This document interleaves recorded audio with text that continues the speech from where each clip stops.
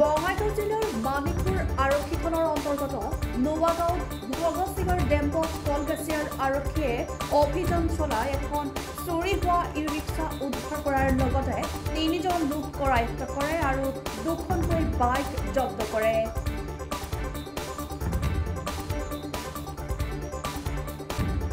জানিব পৰা মতে শনিবাৰে কলগাছিয়া বজাৰৰ পৰা ককিলা দ্বিতীয় খণ্ডৰ খাইৰুল ইছলামৰ ই ৰিক্সা চুৰি হয়। খাইৰুল ইছলামে চিচিটিভিত বন্দী হোৱা চুৰিৰ দৃশ্য কলগাছিয়া আৰক্ষীক যোগান ধৰাত নিশা খাৰবাল্লিৰ পৰা মনিৰুল ইছলাম নামৰ চোৰজনক কৰায়ত্ব কৰে। চোৰজনক লগত লৈ নোৱাগাঁৱত ভগাচিকাৰ ডেম্পত অভিযান চলাই টুকুৰা-টুকুৰ অৱস্থাত উদ্ধাৰ কৰে ই ৰিক্সাখন। আৰক্ষীয়ে ডেম্পৰ মালিক জাহিদুল ইছলামকো কৰায়ত্ব কৰিবলৈ সক্ষম হয়। জাহিদুল ইছলামৰ সহযোগী নুৰ আমিন নামৰ ডেম্পৰ মালিক পলাই যোৱাত সহায় কৰাত ইয়াছিন আলীকো কৰায়ত্ব কৰে। নোৱাগাঁও ভগাচিকাৰ ডেম্পৰ বিৰুদ্ধে ঊৰ্ধ্বতম আৰক্ষীক বিহিত ব্যৱস্থা লোৱাৰ দাবী জনাইছে স্থানীয় ৰাইজে।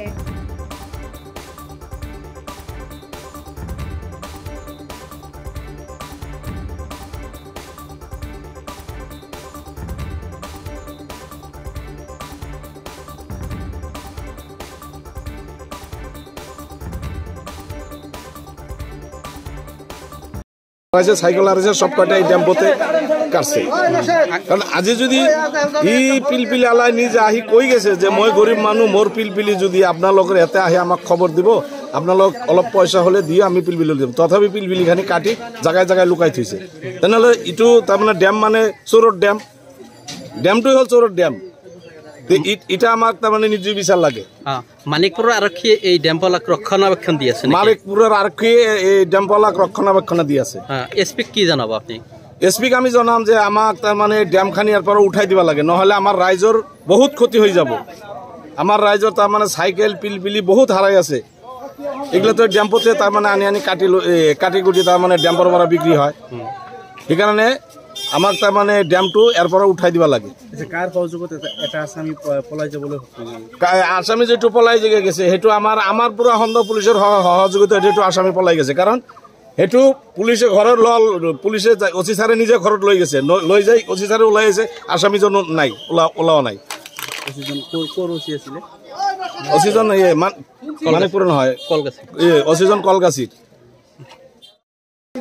এতে আজি তাৰমানে চোৰৰ পিলপিলি এটা তাৰমানে কলগাছিৰ পৰা চোৰ কৰি আনি ইয়াতে ডেম্পত দিছে। ডেম্পে চোৰ পিলপিলিটো লগে লগে কাটি কুটি একদম জাগায় জাগায় লুকাই থৈছে।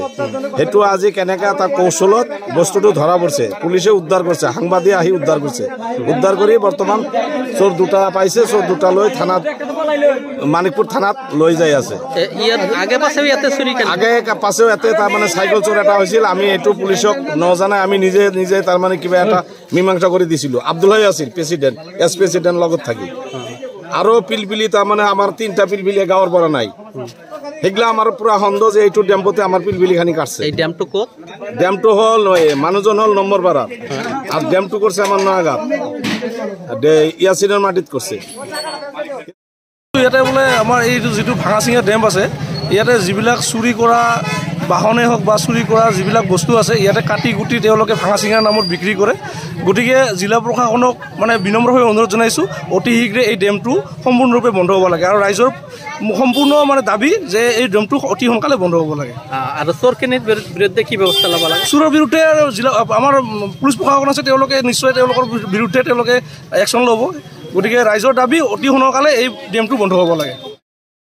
চোরবিলাক ধরছে, বস্তু যে বাই করে দিছে, দারোগায় নিজে নেওয়া যায়।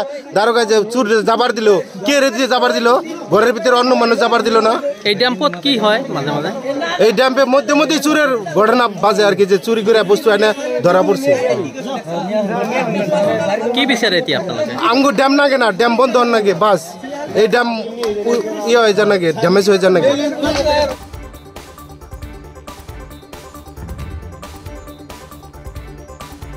মানিকপুৰৰ পৰা ৰফিকুল ইছলামৰ ৰিপৰ্ট, B24 অসম এডি।